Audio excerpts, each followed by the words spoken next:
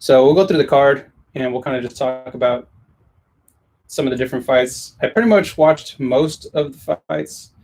I was kind of working out at the same time while the beginning fights were going. We won't have too much to say about those. Although that first fight with the guy from Kazakhstan, I don't even know how to say his name. Zhalgas, almost looks like Nalgas.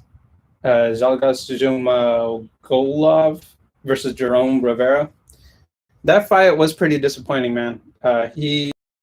Round, he was submitted, and apparently Jerome Rivera, he's been having a kind of a losing streak. So I guess this fight kind of determines whether his future in the UFC. So Jerome Rivera taking that L sucks for him. So who knows how his future is going to be in the UFC.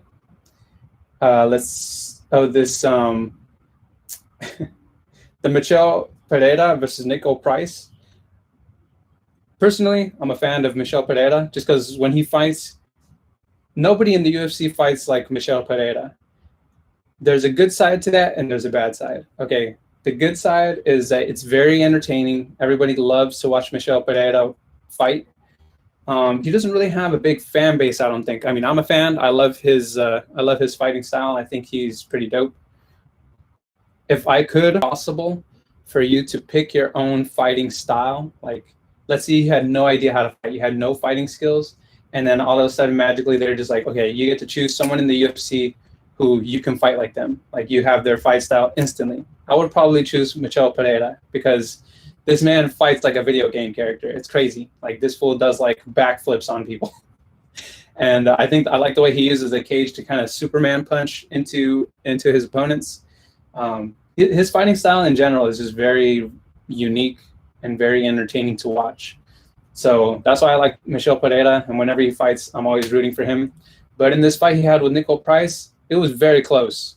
Nico, and it's funny because like this is the first, I feel like this fight with Michel Pereira and Nico Price, this is the first time I've seen Michel Pereira like very like struggling. I'm sure he's struggled in other fights before because he has lost it in previous fights. But man, this fight with Michel Pereira and Nico Price was pretty good because Nico Price was just his stamina was matched with Michel Pereira.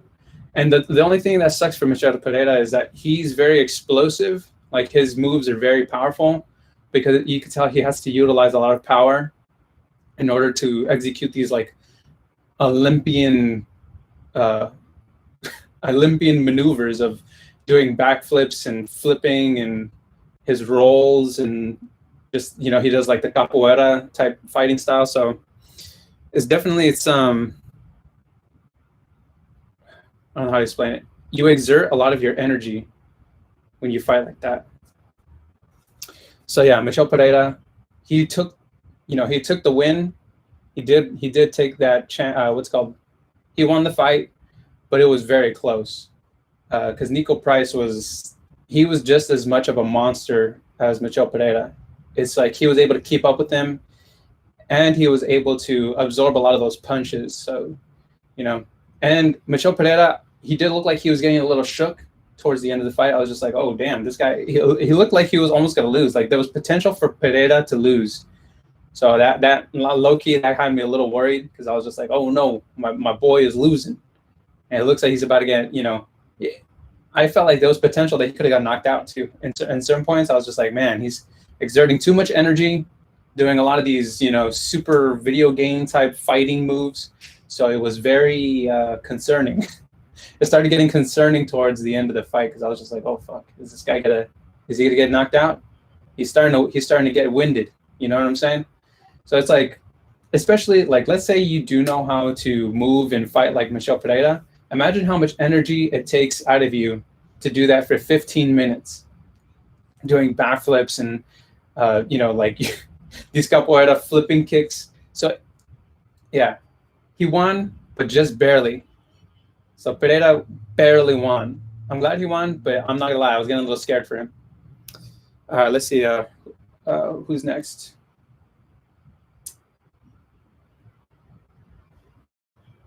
Sean O'Malley and Chris Montino.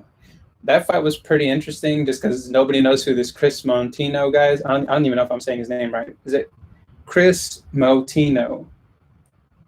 Anyways, so this guy, apparently, I don't know who was supposed to originally fight Sean O'Malley, but what I heard was that his opponent got a staph infection, so he had to drop out of the fight, and they had to find somebody within 11 days to take on this fight with Sean O'Malley. And I guess they did some kind of sweepstakes with fighters or something like that. They kind of picked, a name out of a hat, and this Chris Montino guy, his name came out in the hat. You know what I'm saying? Figuratively, I don't think they literally put a hat. It's not like they literally, let me pull a name out of my hat and like.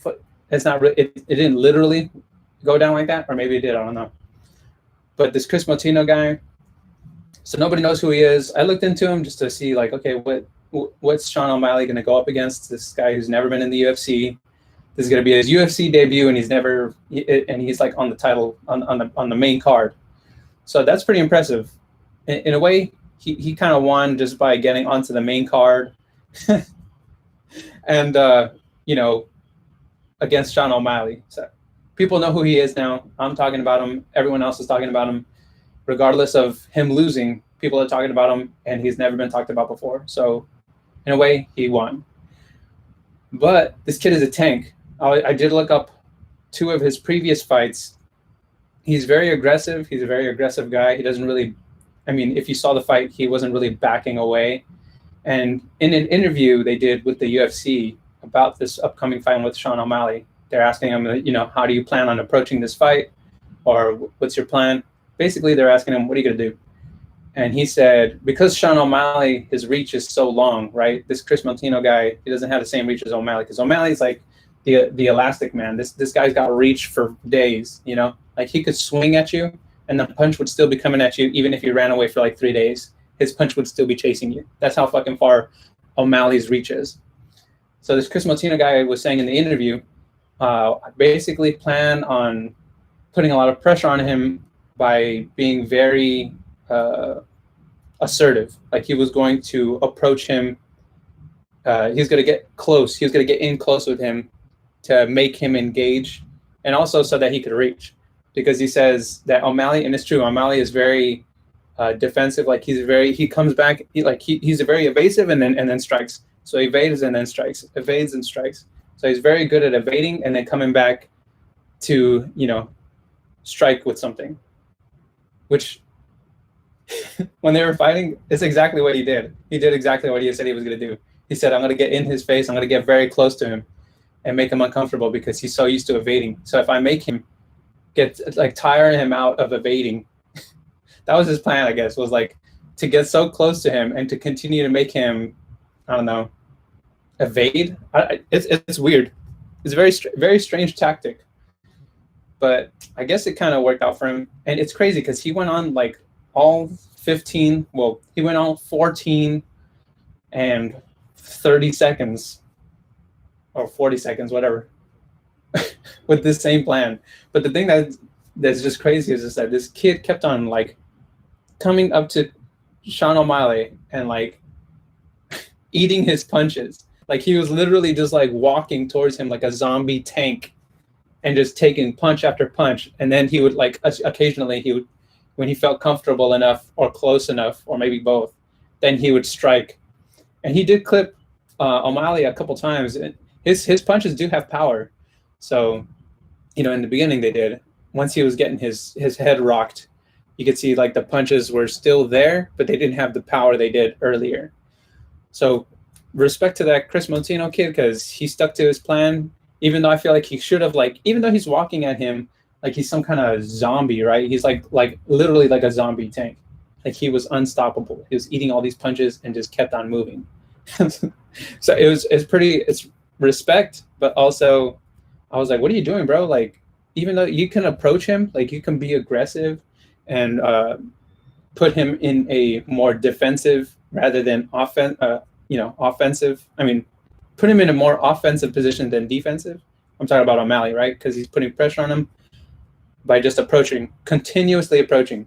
It's like, imagine a zombie's coming at you and all you had to fight with this guy is your fists. And zombies can't be stopped. So just imagine that like you're in a tight room with a zombie and you're just punching at him, right? And he just keeps on eating these punches, but keeps coming. That's literally how this kid fought. It's crazy. So much respect to him. But literally, like next time I would say, like, dude, at least like dodge or something. Like, so if you're walking towards him and you see it coming, like dodge or duck or something. Do something, bro. Do something. Chris Montino, come on, bro. I was like low key, just the fact that he kept on moving like an unstoppable force. I was like, I kind of hope this kid wins. I hope he just has like that magic moment where he just lands a solid hook or something, just a solid knockout punch. Nothing against Sean O'Malley. I love Sean O'Malley too. He's a great fighter, but just I think the will, this kid's determination was it's like you kind of like a part of me was like, I hope by some random chance of luck that O'Malley gets too comfortable and maybe this kid lands the KO. I knew it was impossible, wasn't going to happen. It was just in my head. I was like, I hope this kid wins just because his spirit is so strong. The thing that sucked about that fight though is they ended it 20 seconds before the end of the round. Like the ref just stopped the fight 20 seconds before the end. It's like, you got 20 seconds, bro. I'm pretty sure like even if you got knocked out within those 20 seconds, like let them finish, let them finish the fight. So that kind of sucks that they didn't get to finish the fight proper. They literally just ended it because the kid was, I guess because he was bleeding a lot. But it looked like that was not stopping him. What long-term effect is this going to have on this kid? Just eating those punches. And from the other videos I saw of him fighting in the past, Chris Montino is a very assertive fighter. I never seen him approach. Well, I only watched those 2 fights, so mind you, I'm only going off of 2 videos of that I could find of this Chris Montino guy fighting. So, and he didn't fight like that. The way he fought against O'Malley, he did not fight in those other fights that I'd seen him. So it was very strange it's very, I don't know, out of character from the other videos that were available for us to see. Because like I said, nobody knows who this kid is, so it's kind of hard to find stuff on him. His O'Malley was it's not what I was expecting from what I'd seen in his existing catalog. Let's see. Anyways, so Sean O'Malley, he won that fight, obviously. Irene Aldana and Yana Kunitskaya, whatever, that Eastern European looking lady. She was pretty funny because she had like scream squeal. It was very like, I was like, is this girl a demon? But anyways, Irene took the win on that one. She cut her up pretty bad. She made her bleed. And I think they won actually in the first round, right? Yeah, that was a first round fight. Round 1. Anyways, her determination, I think she's from Mexico, Irene Aldana. So congrats to her because she definitely looked like she was very skilled. Like her execution as far as like when she was striking or when she was taking on that Eastern, I don't know how to say her name. I'm just gonna call her Yana. Whenever she was taking on Yana's approach, she's very methodical. So props to her because, I mean, I got no words. I mean, props to her. She took the win. This guy Tai Tuivasa and Greg Hardy. Okay, the funniest thing about that was that this guy walked out. This Tai Tuivasa guy, I think he's Australian or something like that, or from New Zealand. But the funniest thing about that fight was his walkout song was Spice Girls' that "Do You Want to Be My Lover?" Or yeah, I think it's "Do You Want to Be My Lover?" something. It's the most famous Spice Girls song, but that's the song he walked out to, and I thought it was a brilliant strategy as far as like getting the crowd on his side, right? Because I don't know who this guy is. I've never heard of this guy. But I was like, that's that Spice Girl song that everybody remembers. Like it's it's like the Spice Girl anthem. It's like the girl anthem. But when they're showing everybody in the stands, all the girls were losing their shit. All the girls were dancing, having a good time. All the girls were hyped, right? So I was like, wow, that's actually pretty smart. Like maybe fighters, if you want to get the girls to cheer for you, You gotta play like some girl anthem shit, like some girl like nostalgic girl songs that all girls lose their shit over. So like Spice Girls, the "Do You Want to Be My Lover," or what's that other song? Damn it, there's another song. Oh, like Barbie Girl. That I'm a Barbie girl in a Barbie world from Aqua.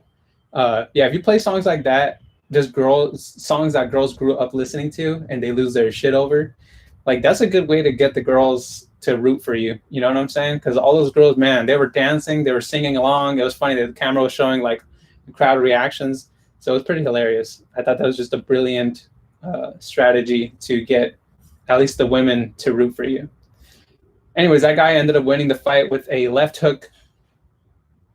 He in the first round too, and these guys were both heavyweights. I think they're like something like 170 or 200 or something. They're heavy dudes. So when they both strike, they literally, it's like a missile. So yeah, this guy comes in, left hook, boom, and that guy was lights out. So, but yeah, and then I guess this guy has a thing with shoes where he drinks beer out of shoes. Like he literally, after he knocked this fool out, he gets on the cage. You know how like they sit on the cage? He pours a beer into like a brand new shoe, and then he drinks it, and then he told the audience when he's talking to Joe Rogan, as I'm walking out, if anyone has their shoe with a beer, I'll drink it. And so as he's walking out, people are pulling out their brand new, like these, I don't know, these Nike, rare looking Nikes. They just look like expensive shoes. People are pouring their beer in them, and then he would drink it. And I don't know, I guess he's a party animal. But yeah, that guy, what's his name again? Tai Tuivasa. Yeah, that guy, props to him just for the just for putting on a show. That was pretty crazy. But yeah, and then after that, we had Gilbert Burns and Stephen Wonderboy Thompson. Man, this fight, they went all 3 rounds, right? I thought Wonderboy should have won the fight, but in the end, when Gilbert Burns, with his submission, not his submission, but he had him like he was dominating towards the end of round 3. So I get why they gave him the win, because that round 3, definitely the end of round 3, I feel like, because in the beginning of round 3, it was like, who knows where this is going to go. But definitely towards the end, when he was kind of submitting him, he didn't get like a full submission, but he definitely had the upper hand. He was dominating the end of the round. But man, Wonderboy, I feel so, and Wonderboy takes every loss like a champion. Wonderboy is such a humble dude. He's very, I don't know, very sportsman. He knows how to. He's a good sport. There you go. Wonderboy's a good sport. Even when he loses, he's very congratulatory, and he's, I think he just enjoys being in the ring. He just enjoys the fight, and I think he's just also being 38 years old and still fighting. I think he's just appreciative that he still has this opportunity to still be fighting. So shout out to Wonderboy. That dude always wins. In my book, I think Wonderboy should have won the fight, but Gilbert Burns took the win. I guess, I don't know. I'm kind of mixed about it. I feel like Wonderboy should have won. Gilbert won. Whatever. And then now let's talk about this the main event. Dustin Poirier versus Conor McGregor, the trilogy. Is it over? Is the fight really over? It kind of sucks that the fight ended the way it did, because it's just like, it kind of reminds me of Weidman. Even though Weidman, when he fought, like that fight ended in the first kick. Like he literally kicked and broke his leg, and the fight barely started. So at least with Conor and Poirier, we got to see some exchange. Conor definitely surprised everybody when he had that guillotine, because it's like, that's brand new. I don't think I've seen Conor put anybody in a guillotine. And I think even Poirier was like, I think he even said in the post-fight interview that he was surprised that Conor put him in a guillotine. And it almost looked like, too, if Conor had, utilized at least the last of his strength in that guillotine, he probably could have won the fight right there. But I don't know why he let it slip, because it looked like he had it. It looked like, even though Poirier was kind of using the fence to kind of you almost like flip backwards on it, I think he still could have, if he exerted the like maximum force, I think he could have choked him out or at least got him to tap out. So I think that was a missed opportunity. I think Conor should have utilized that guillotine. I know he doesn't really. I know he likes to win by striking. I know he likes to knock the people out. But sometimes it's like, bro, if you have an opportunity to win the match right there, like even though it's not your signature way of ending a match, like take that win, bro. Take the win. Like it would be even more surprising just to be everyone to be like, wow, he won by choking this fool out. So yeah, I don't know. But and then Conor, I guess whether this is true or not, Poirier says that the reason Conor's ankle or leg or wherever that fracture happened, he says is because he checked the kick. So basically Conor kicked him, I think because he kicked so hard, and then when Poirier checked it, I think he believes that him checking Conor's kick is what began the initial fracture or break of the bone or whatever. Because eventually when Conor stepped back, and then he stepped on his heel, he he broke it. I can't tell really, like if he broke his leg or if it's his ankle that got fractured. I don't know what it was, but it's a shitty way to end a fight though, because everyone's been looking forward to this fight. Everyone wants to see the real conclusion. It's a weird win because Conor only went down because of that ankle. But I feel like, okay, here's what I'll say. Conor, his fight career is probably similar to his fight style, right? When you see Conor fight, he's very explosive in the beginning. He uses a lot of power in the beginning of the fights. But then towards the end of the fights, you can tell he's winded, he's exerted, he's, used all of his strength. And I feel like that's what's happened with Conor McGregor's career. Like in the beginning, it was explosive. He was like a firecracker. All of his power was in the beginning of his career. He was just like a tank. He was just, unstoppable. And then now that we're later in his career, it's like the way he fights towards the end of his fights where he's lost the steam. He's lost his, he's exerted his power. So I feel like Conor, I think you're done, bro. Like I feel like I was rooting for Conor. Like I wanted Conor to win just for him to have a comeback. But I felt like Dustin Poirier, he has more momentum. He has more spirit. Like his spirit is a bit more authentic. I feel like he wants it more. And I think Conor, man, I don't know. It's tough. Because Dustin is a very humble dude. I like Dustin just because he's very, I don't know, he's a humble fighter. You've seen him evolve as a person, his personality. You've seen him kind of in the beginning, he was very emotional, and now you see him, he's more humble. Whereas Conor, you just love Conor because he's such a charismatic character. So yeah, I don't know. It kind of sucks because Conor just, I don't know, he's entertaining. So you want to see him win because you love the energy. But I think that